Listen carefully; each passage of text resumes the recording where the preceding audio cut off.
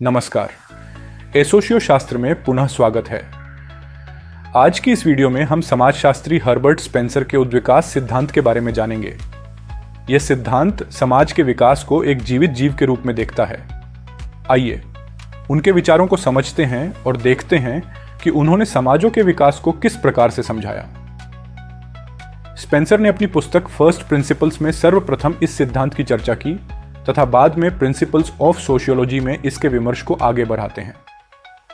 Herbert Spencer का उद्विकास सिद्धांत एक महत्वपूर्ण सामाजिक सिद्धांत है जिसमें उन्होंने जैविक विकास और समाज के विकास को समान रूप से देखा।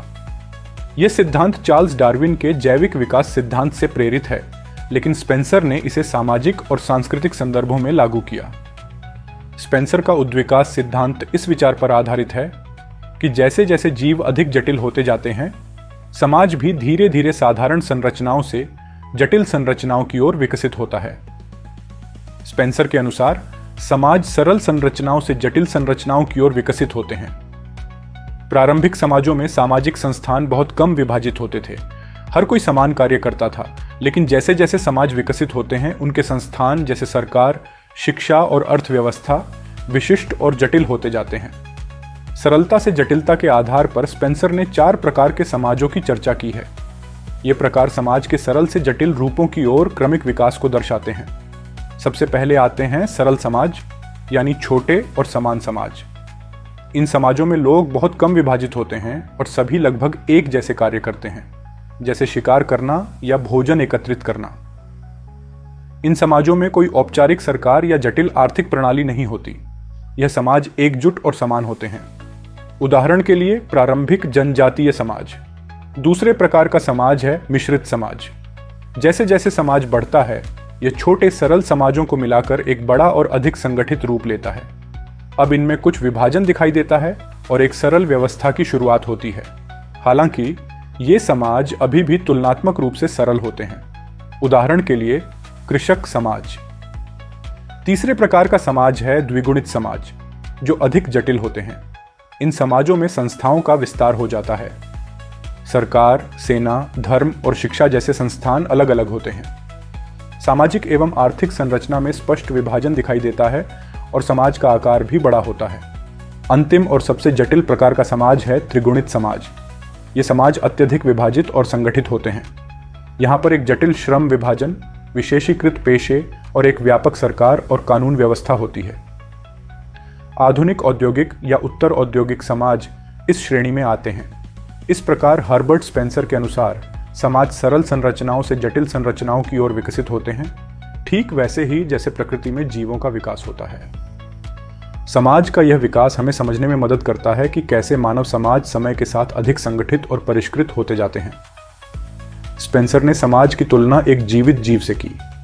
जैसे शरीर के अलग अलग अंग जैसे हृदय, मस्तिष्क और फेफड़े अपने अपने कार्य करते हैं, वैसे ही समाज के अलग अलग भाग जैसे परिवार, सरकार एवं अर्थव्यवस्था भी अपने अपने कार्य करते हैं और पूरे समाज को जीवित रखते हैं। स्पेंसर ने यह भी कहा कि समाज समरूपता से विषमरूपता की ओर विकसित होते हैं।